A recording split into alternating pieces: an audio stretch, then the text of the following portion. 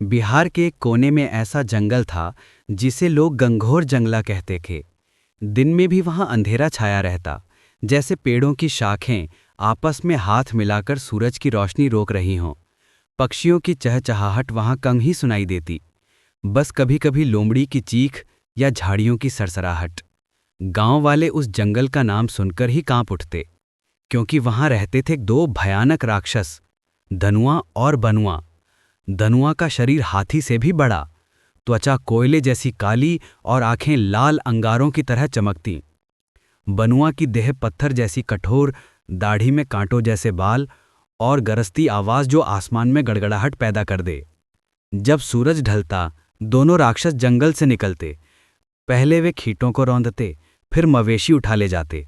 कभी कभी वे गांव की झोपड़ियों के पास से गरजते हुए गुजरते, ताकि बच्चों का डर और गहरा हो। गांव वालों ने दिए जलाकर, शंख बजाकर, यहां तक कि लोहे की घंटियां बजाकर उन्हें डराने की कोशिश की, लेकिन धनुआ और बनुआ और भी क्रूर हो उठते। बच्चों को रात में सुलाने के लिए माताएं यही कहतीं, सो जा नहीं तो धनुआ आ जाएगा। उसी गांव में वीरू नाम का एक किशोर रहता था। वीरू की आंखों में डर नहीं, जिज्ञासा थी।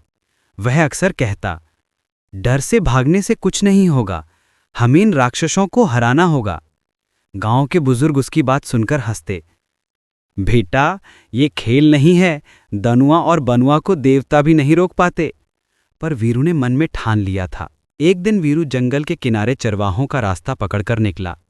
वह चलता गया जब तक कि उसने एक पुराना पीपल का पेड़ देखा, जिसके नीचे एक बूढ़ा साधु ध्यानमग्न बैठे थे। वीरू ने हाथ जोड़कर कहा, बाबा हमारे गांव को इन राक्षसों से बचा लो।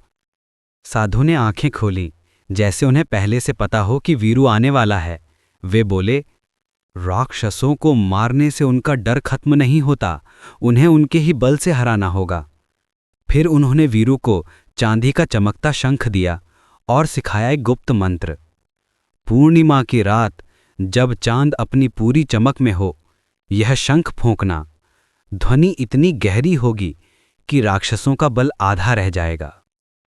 दिन गुजरते गए और पूर्णिमा की रात आ पहुंची। चांदनी जैसे दूध की धार बहा रही थी। जंगल की शाखों पर चमगादड़ उल्टे लटके थे। हवा में ठंडक और अजीब सन्नाटा था। दूर से धनुआ और बनुआ की गरज सुनाई दी। जमीन हिलने लगी, जैसे भूकंप आ रहा हो। गांव वाले घरों में दुबक गए, लेकिन वीरू पीपल के ऊंचे पेड़ पर चढ़ गया। जैसे ही दोनों राक्षस खेतों की ओर बढ़े, वीरू ने आंखें बंद कर साधु का मंत्र दोहराया और शंख फूंक दिया। शंख की गूंज इतनी गहरी और तीखी थी कि पूरा जंगल कांप उठा। चमगादड़ उड़कर भागे, पेड़ों की पत्तियां जैसे झरने लगीं। धनुआ और बनुआ ने कान ढक लिए, उनकी लाल आंखें डर से फैल गईं। बनुआ गरजा, ये कौन सी ताकत है? धनुआ ने तड़पते हुए कहा, मेरा शरीर भारी हो रहा है। उनकी ताकत सचमुच आधी हो चुकी थी। वे दौड़ने की कोशिश करते, पर पांव जैसे जमीन में धंस गए। तभी पीपल के पेड़ के नीचे वही साधु प्रकट हुए। उनकी आवाज गूंजी, जो दूसरों को डर देता है वही अपने डर में कैद होता है। उन्होंने मंत्रोच्चार किया। आसमान में बिजली चमकी और अचानक धनुआ और बनुआ के शरीर कठोर पत्थर में बदलने लगे। दोनों राक्षस आखिरी बार गरजे, फिर सन्नाटा छा गया। जहां वे खड़े थे वहां दो विशाल पत्थर खड़े रह गए। सुबह जब सूरज निकला, गांव वाले बाहर निकले। उन्होंने देखा, खेत सुरक्षित हैं, मवेशी वापस आ गए हैं। गांव के बच्चे उन पत्थरों को छूकर हंसने लगे। बुजुर्गों ने उन पत्थरों का नाम रखा राक्षस शिला। लोग हर साल वहां दीप जलाकर धन्यवाद देते, क्योंकि वही जगह अब उन्हें साहस और एकता की याद दिलाती थी। वीरू की बहादुरी का किस्सा पीढ़ी दर पीढ़ी सुनाया जाने लगा। कहानी की सीख, डर चाहे कितना भी बड़ा क्यों न हो, साहस और बुद्धिमानी से वह पत्थर बन सकता है। सच्ची ताकत हथियारों में नहीं, हिम्मत और सूझबूझ में है।